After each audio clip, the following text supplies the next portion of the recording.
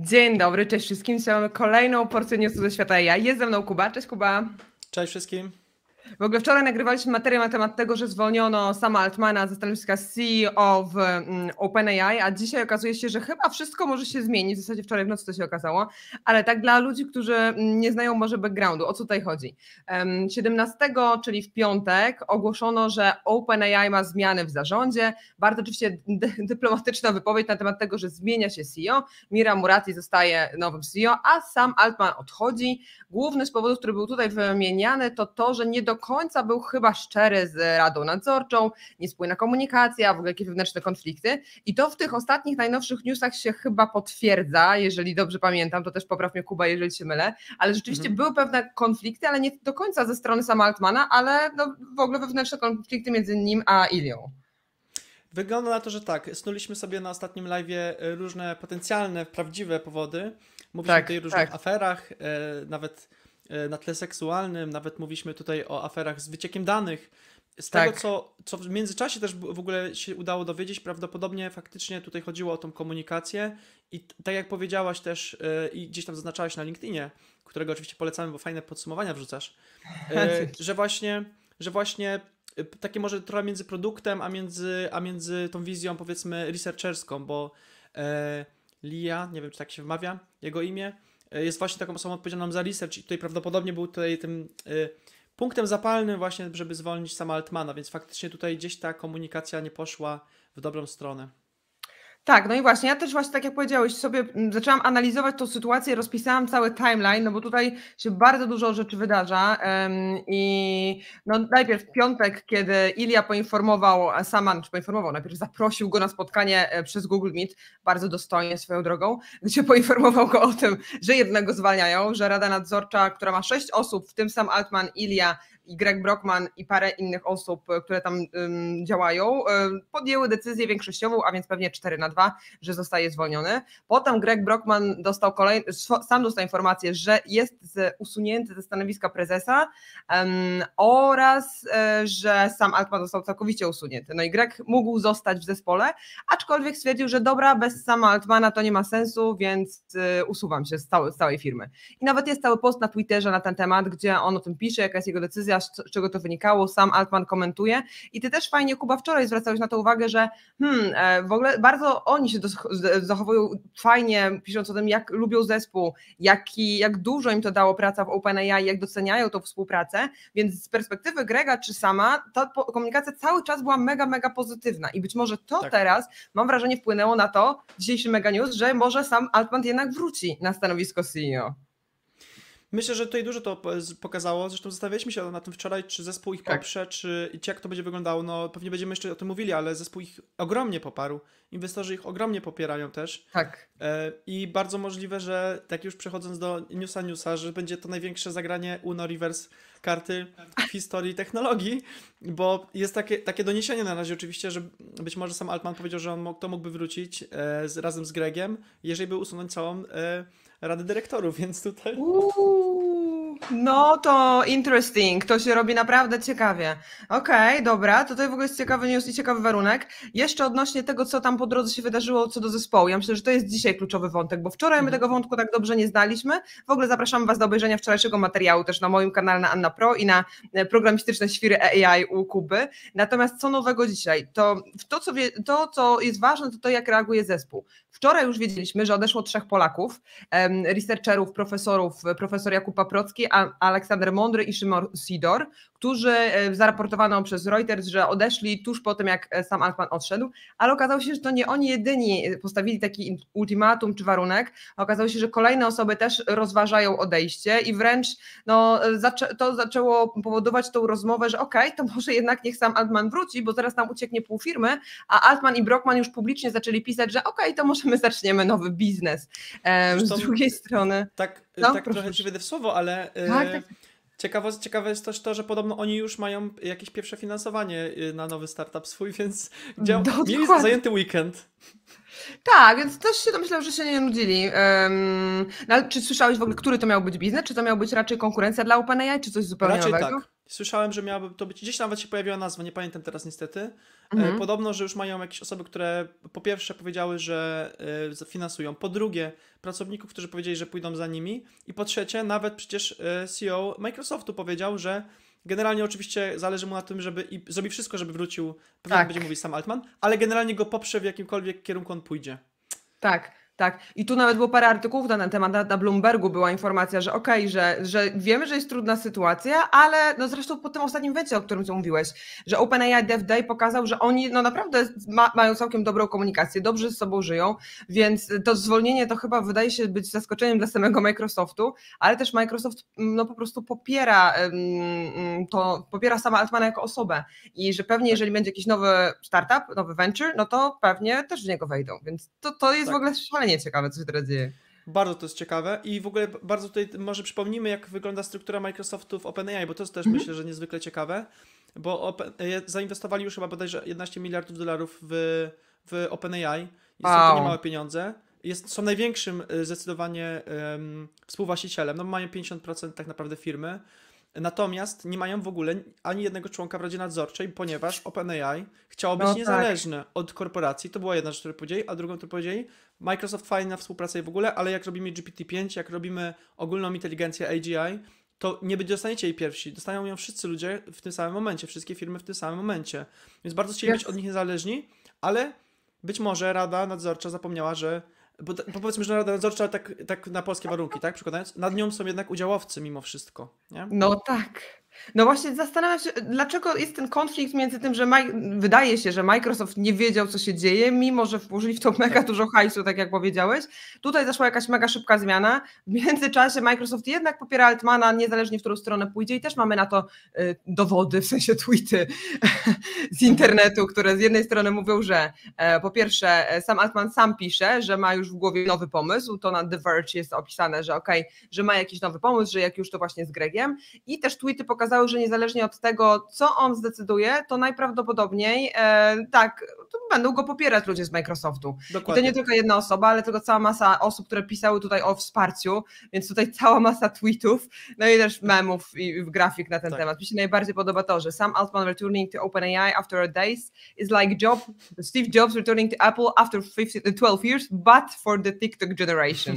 Czyli tak, TikTokizacja na każdym kroku, prawda? Przyspieszanie tego, co dzieje na każdym kroku. Jeżeli to będzie faktycznie tak, że go zwolnili w piątek, a w poniedziałek go przywrócą, czyli na początku tygodnia, no to będzie trochę historia jak z Doliny Krzemowej, tego serialu wspaniałego. Tak. No naprawdę. A może jeszcze powiedzmy a propos tweetów, bo to jest myślę bardzo ciekawe. W pewnym momencie, całkiem niedawno, chyba to było wczoraj w nocy czasu polskiego, albo nawet dzisiaj za dnia, napisał, że kocham was wszystkich OpenAI, pracowników w sensie i masowo zaczęli pracownicy OpenAI na bardzo wysokich szczeblach to szerować i to też pokazało bardzo mocno siłę tego, że prawdopodobnie, zresztą nieprawdopodobnie, bo wiemy to, że podobno powiedzieli, że o 5:00, dokładnie tak. To jest ten tweet, tak, Rowan Chang i to jest repostowane od Grega, repostowane od sama Altmana, no i nie wiem jaki jest teraz stan tego postu, zaraz też sprawdzę, no ale ogromne wsparcie jest. Tak, ogromne wsparcie ze strony pracowników, bardzo to cieszy, bo to jednak pokazuje, że chyba ma jednak poparcie takie dosyć spore, o czym też rozmawialiśmy wczoraj. No więc na ten tweety gdzieś tam coś pokazują, podobno właśnie było tak, to przejdźmy sobie do bieżących informacji, które są też dosyć ciekawe. Też pewnie mamy w The Verge'u chyba nawet jest o tym update. Możemy sobie to wyświetlić, że... Teraz znajdę ten The Verge, ale jeszcze może ten tweet. Zobacz, on w tym momencie ma 4000 komentarzy, 6000 repostów, 51 serduszek, 15 milionów wyświetleń. I love the OpenAI team so much. I oczywiście tutaj pytanie, czy to jest zwykły komentarz, pytanie, czy rzeczywiście może coś się takiego zadziało w środku, że jednak sam Altman wróci dzięki temu, że zespół stoi za nim murem. Ja myślę, że jeżeli tak by się wydarzyło, to naprawdę byłoby mega i to byłaby ta różnica w case'ie Steve Jobs a Sam Altman, bo Steve'a Jobsa tak szybko nie chcieli z powrotem. Tak. Mimo wszystko, on 12 lat musiał poczekać, nie był aż tak dobrym szefem, chyba, nie wiem, ale tutaj trochę z tego wynika, że ten zespół naprawdę jest mocno zżyty ze swoim szefem. Ja się trochę nie dziwię pod tym kątem, że jednak OpenAI to jest trochę inna firma. Apple to jest jednak firma, która robi fantastyczne rzeczy, ale była zawsze nastawiona na zysk. To też inaczej się pewnie patrzy na takie szefostwo, niż w momencie, kiedy mówimy o tym, że jest firma, która nie bardzo nastawia się aż tak bardzo na zysk, a na zmianę świata, nie? Tak, tak. Jednak jest zupełnie inna misja, dokładnie. Dobra, a teraz do tego The Verge, bo zacząłeś mówić o tym, że tam się coś dzieje. W sensie... To jest bardzo ciekawe. Więc podobno postawiło dużo, to znaczy kilka rzeczy się wydarzyło. Będziemy pewnie sobie przechodzili przez te newsy, bo sobie wcześniej wysyłaliśmy. Natomiast Microsoft bardzo mocno naciskał i bardzo dużo dużych inwestorów i mniejszych też naciskało na to, żeby go przywrócić. To jest raz i nawet powiedziano wprost, że zrobią wszystko, co mogą, żeby tak zrobić. Ale pracownicy przede wszystkim zrobili małą rewolucję i powiedzieli, że podobno o 5 czasu amerykańskiego złożą wypowiedzenie, jeżeli nie zwolni się Rada Nadzorcza i nie przywrócą Sama Altmana i Grega.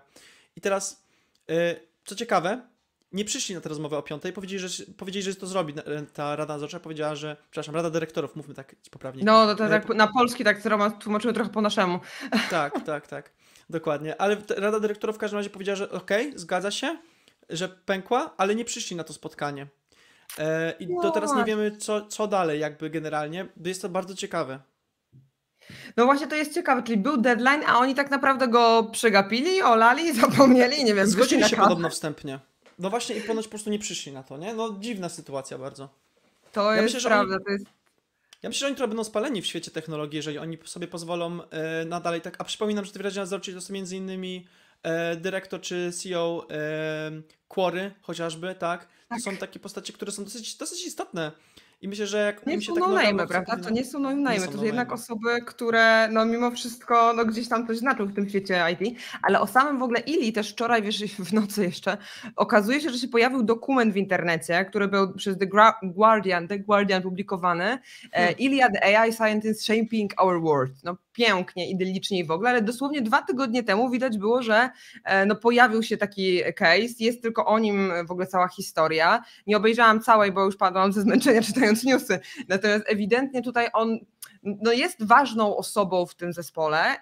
Pytanie, dlaczego jest ten konflikt chyba potencjalny konflikt na linii Ilya Sutskever, jeżeli tak się czyta jego nazwisko, i Sam Altman, czy to jest różnica, na przykład Artur Kurasiński bodajże pisał u siebie, że to może być różnica po stronie Biz Guy jako Altman i Scientist Guy. Ale tu wiem, że ty, Kuba, masz trochę inny punkt widzenia, więc też jestem ciekawa, co ty myślisz. Tak, to znaczy ja się zgadzam z tym pierwszym, jakbyś mogli na chwilę zostawić jeszcze tego tweeta, bo... Jasne. Tego Twittera. To chyba nawet LinkedIna. Anyway. Tak, byłem blisko. Więc tak, jakby zgadzam się z tym, bo nie ma co się oszukiwać. Altman od początku jest człowiekiem od biznesu i on też nigdy jakby tego nie ukrywał, on stamtąd się wywodzi. Tak. Ilya zdecydowanie jest człowiekiem od science, więc ja myślę, że to mogło być na tym, ale to może jeszcze zaraz przejdziemy, co ja uważam, że mogło być. Natomiast ja się nie zgadzam z tym, co jest w kolejnym akapicie. Marketing, skalowanie i zarabianie versus badania. Nie zgadzam się tutaj ze słowem zarabianie, bo dobrze wiemy, że sam Altman zdecydowanie bardzo chciał, żeby ich firma nie zarabiała i robił wszystko, co mógł, żeby wydawali jeszcze więcej pieniędzy. By the way, podobno jednym też z rzeczy, której się nie podobało wielu, to było to, że on powiedział, że potrzebuje teraz 100 miliardów dolarów, żeby swoje GPU produkować, bo potrzebują szybszych. Więc ja sądzę, że on raczej nie chodziło tutaj o pieniądze, ale jest też ciekawa teoria i ona akurat myślę, że może być trochę zgodna z rzeczywistością, że po prostu widzą w środku, jak szybko to idzie do przodu, jak GPT-5, jak AGI może być szybko, jak to może zmienić świat. I naukowcy się mogą tego po prostu obawiać, a sam Altman przypomina, że on zawsze wszystkim powtarza, ja to uważam, że wszystkim dajemy wszystko i sprawdzimy, co się będzie działo, nie? W sensie, myślę, że tutaj mogą być jakieś napięcie. YOLO, naprawdę, TikTokizacja, YOLO, generacja Z. Tak. Dokładnie. No jedziemy już po bandzie. No właśnie to jest ciekawe, bo wczoraj tego wątku nie omawialiśmy, ale dzisiaj rzeczywiście to, co Kuras napisał o tym takim konflikcie, który zwykle często jest w startupach, czyli między naukowcami a biznesmenami, jest rzeczywiście tutaj ważny, ale tutaj chyba trochę that's not the case. Wydaje mi się, że tak jak powiedziałeś, no tutaj nie tylko o to chodziło o tworzenie tej technologii, o to, żeby ludzie mogli z tego korzystać. No to na pewno fajnie Artur napisał o tym, że Altman i Brockman dostaną dowolną kasę na klona OpenAI, jak na bank, plus, że mamy kluczowe osoby z zespołu, które odeszły i pewnie do tego dołączą, więc to na pewno może się wydarzyć, tylko pytanie po co? Po co wymyślać koło na nowo, jeżeli jednak Altman mógłby wrócić, wyczyścić sobie radę nadzorczą czy innych tam kretów, bo to nie wiadomo, czy tylko chodziło o te osoby, ale może jeszcze o kogoś innego, no i kontynuować to, co zostało zrobione. No nie wiem, no spuśćmy zasłonę rozpaczy na ten weekend, że go zwolnili na 3 dni i może lepiej byłoby wrócić. No, pytanie, jaka jest twoja opinia w ogóle, Kuba? Myślę, że tak. Znaczy ja bym chciał na pewno, tak? To może w ten sposób, bo myślę, że to jakby cofnęło trochę świat do tyłu, albo przynajmniej spowolniło, jeżeli chodzi o rozwój AI, bo umówmy się, nawet jak nową firmę tworzy, to nie zrobi super jakiegoś modelu, nawet w rok pewnie. Tak, no czas, Więc czas, to czas. podobno on ma do tego ambiwalentny stosunek i powiedział, i jakby takie są doniesienia, że jemu to tak trochę wszystko jedno. On albo sobie założy nową firmę, albo wyczyszczą wszystkich z jego przeciwników i będzie tam. Co brzmi trochę despotycznie, ale z drugiej strony no jakby zrozumiałe po tym, co się stało, nie? W sensie da się zwolnić Tak. kogoś w normalny sposób. No to w ogóle jest ciekawe, w którą stronę to pójdzie. Jeszcze jest jakiś jeden tweet, który to chyba ty mi przesyłałeś, tak? Breaking news. Jeszcze jest to. To takie śmieszki akurat. Że okazało się, że to chodziło o to, że było taki pokój podpisany Top Secret GPU Room Do Not Enter i się okazało, że tam siedziało 21 700 ludzi, którzy ręcznie odpisywali na czacie GPT. A, nie, no to też spoko, nie? Tak jakby, Nowa no teoria. zobaczymy.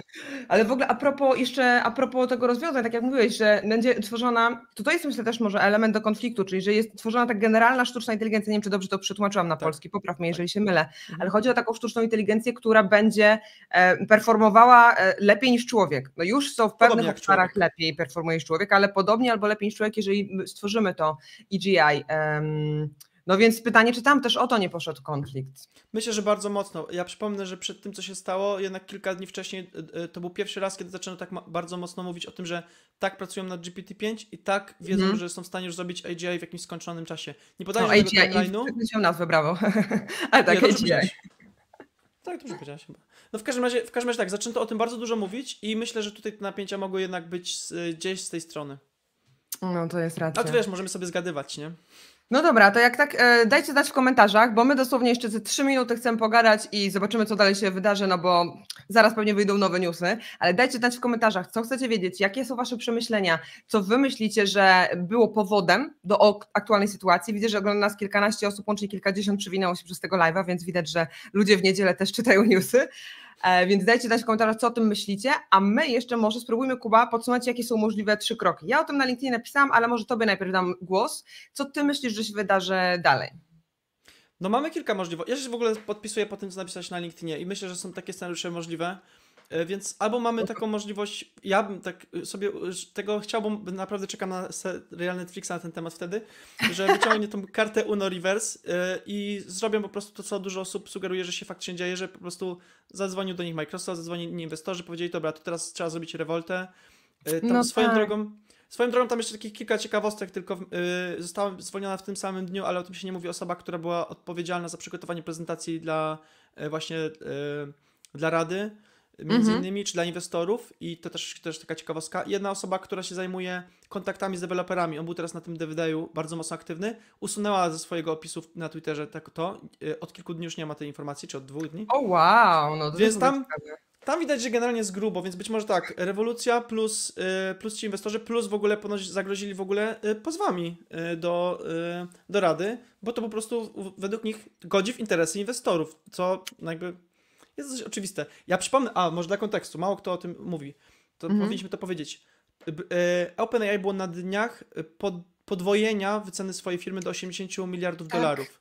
Tak. I cieszyli się już inwestorzy, że już śmietankę mogą sobie spijać, bo przypominam, to jest Ameryka, nie Polska, tam nie trzeba zarabiać, żeby zarobić. Więc jakby to była dla nich bardzo dobra szansa tak naprawdę, nie? Gdzieś tam domknięcia po prostu tej inwestycji, czy jakiegokolwiek jej podwojenia, no mówiąc krótko. Tak. Natomiast to trochę im plany zniszczyło de facto, więc ja się nie zdziwię, jak te wszystkie czynniki się po prostu połączą. Będzie ta karta Uno Reverse, będzie jakiś mądrzejszy nieco, czy bardziej pasujący do linii narracyjnej Sama Altmana inwestorów, mówiąc krótko, właśnie board. I że to będzie jedna z opcji. Druga opcja oczywiście jest taka, że zrobi swój startup, inny. Tak. Bardzo możliwe, że w AI. I tak się cieszę, bo pamiętasz, rozmawialiśmy wczoraj o tym, że gorzej jak pójdzie w jakieś te futurystyczne, bez sensu. No dokładnie, jak odpłynie za rzeczy. mocno od rzeczywistości. Ale jak jest nadzieja, że zrobi kopię OpenAI tylko lepszą, kopię ChatGPT tylko lepszą, no to okej, no lepiej chyba już, żeby to kontynuować, to rozwiązanie i tak jak mówię, żeby AGI rozwijać, bo to jest mega szansa dla ludzkości, już tak górnolotnie zabrzmi, ale rzeczywiście dla świata, tak dla rozwoju AI i w ogóle dla biznesu in general. Tak. W ogóle ktoś porównał go dzisiaj, też widziałem na Twitterze. Ja w ogóle nie byłem na Twitterze przez bardzo długi czas, od 2 dni siedzę i czytam. Dzisiaj? Dokładnie. Tak, dobrze.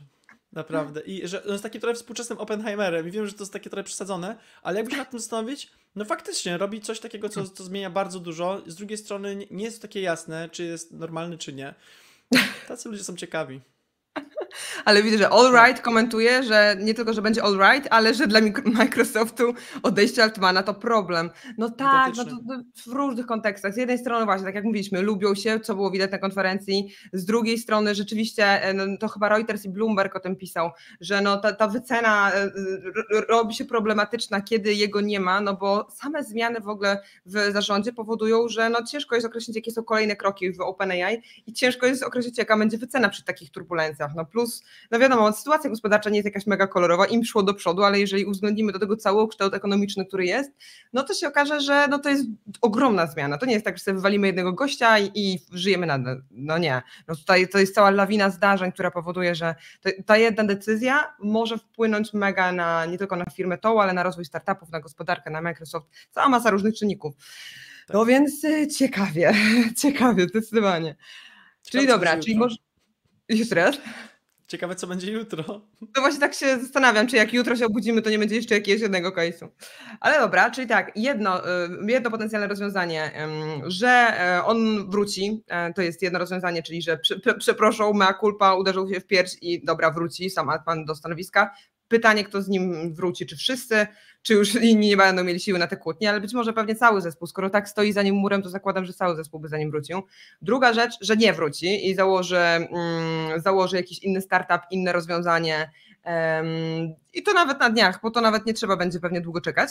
A trzecia rzecz jest to, że się trochę pobujamy z tą sytuacją, będziemy mieli Kuba o czym gadać, czyli że może być tak, że oni jeszcze będą stawiali sobie kolejne deadline, kolejne ultimatum i będą dalej dyskutowali, no ale skoro już raz Rada Nadzorcza tego deadline'u wczoraj o 5:00 nie spotkała, nie meet the deadline, w sensie chciałam na polski to przetłumaczyć, ale że nie spełniła tego deadline'u, no to pytanie, czy kolejne deadline'y, ultimatum coś w ogóle dadzą, no jeżeli oni tak, no można powiedzieć, pokpili sprawę wczoraj, kiedy mieli na to szansę. Wiesz, jak ich ciśnie pół Doliny Krzemowej, to myślę, że szanse są większe niż jakby to była jakaś anonimowa sytuacja, po prostu. No tak, no bez kitu. No to więc... przyparcie do muru, nie? A w ogóle ciekawostka. Większość osób, oczywiście oprócz Ili, która swoją drogą jest osobnym ciekawym wątkiem, bo jeżeli on zostanie, wyrzucony... Ili czy Miry, bo powiedziałeś on i się zgubiłam. Ilia.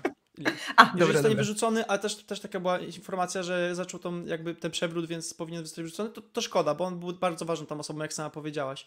Ale, i to jest ciekawe, reszta osób, które wyrzuciły Sama Altmana, ani w OpenAI nie pracują, ani nie mają udziałów. To jest bardzo ciekawe w ogóle rada. One po prostu są zewnętrznymi osobami, więc jakby jest to takie dosyć szemrane i myślę, że oni mają więcej do stracenia, jak będą szli w zaparte po prostu. No to w ogóle jest mega ciekawe. Tak jak powiedziałeś, to ta konstrukcja jest taka trochę niestandardowa jak na startup. No i też to pytanie, dlaczego tak dużo zaryzykowali? No o co w ogóle tam w środku chodziło? No tutaj akurat oficjalnego komunikatu nigdzie ja nie znalazłam odnośnie tego, o co tam poszło między być może Ilią a Samem. I don't know, nie wiem, jeżeli ktoś z was tutaj z naszych widzów się doszukał tego, o co tam mogło pójść, to dajcie znać. Bo może znów tam być jakieś drugie dno, którego my dzisiaj nie widzimy, wczoraj nie widzieliśmy, a jutro się okaże. To tak samo jak dzisiaj rozmawiamy o tym, że zespół stoi murem za Samem Altmanem, a wczoraj tego nie byliśmy pewni. Dzisiaj już jesteśmy tego pewni, że stoją za nim murem, więc to jest mega interesujące według mnie to, jak dużo się dzieje w ciągu tak krótkiego czasu, w ciągu tych 48 godzin. Tak. Dobra, to spróbujmy może to podsumować w takim razie. Miało być krótko, więc spróbujmy krótko. Jeżeli oczywiście będziecie mieli potem jakieś pytania, będziemy zaglądali pod tą transmisję i będziemy starali się do niej nawiązać. Pewnie jak się jutro znowu z Kubą dzwonimy, jak wejdą nowe jakieś newsy. Zobaczymy jak będzie szło. Ale spróbujmy to jakoś podsumować. Kuba, jak myślisz, co będzie? Będzie dobrze? Myślę mimo wszystko, że będzie Uno Reverse i myślę, że będzie z tego naprawdę ciekawy miniserial na Netflixie. Dokładnie i wszyscy będziemy go wtedy oglądać. No ja jestem szalenie ciekawa, jaki będzie właśnie kolejny krok. Na razie opcje, widzimy 3 i jak będziecie mieli jakiekolwiek też pytania, czy tak jak mówię, komentarze, wasze wizje, to dawajcie znać, bo my w ogóle cały czas obserwujemy te tweety, LinkedIna, newsy, żeby wysnuć wasze własne wnioski, ale wasze wnioski też są dla nas mega ciekawe, więc jutro pewnie się spotkamy ponownie, żeby zobaczyć, jak to poszło, a dzisiaj cóż, życzę wam spokojnej niedzieli i dużo czasu na czytanie newsów, bo to, co się dzieje, to naprawdę jest mega dużo wiedzy, mega case'ów, które można wyciągnąć. Fajne rzeczy dla siebie pod kątem branży IT, czy pod kątem startupów, czy biznesu w ogóle. W ogóle dużo ludzi pisało ciekawe wnioski, na przykład pod tym Twitterem, że jedna z takich rzeczy, które warto wiedzieć, to żeby doceniać ludzi, z którymi się pracuje. Tak ogólnie, zresztą chyba to sam Altman nawet napisał, tak mi się wydaje, ale albo ktoś bardzo tam wysoko, więc tak. Dziękuję bardzo. Ja wracam do nagrywania kursu Mistrz AI. Jak ktoś jeszcze nie kupił, to kupcie. Jak jesteście programistami, będziecie polecamy, kup teraz, dokładnie, najlepszy kurs Mistrz AI, najlepszy taki kurs w Polsce, więc tak, dokładnie. Autopromocja, ale rekomenduję mocno. Kuba, to a propos doceniania. Doceniam, że w niedzielę się ze mną zdzwoniłeś. Cieszę się bardzo. Wielka przyjemność. Widzimy się w takim razie pewnie wkrótce. Trzymajcie się ciepło. Super, wszyscy. trzymajcie się. Cześć, Hej. cześć.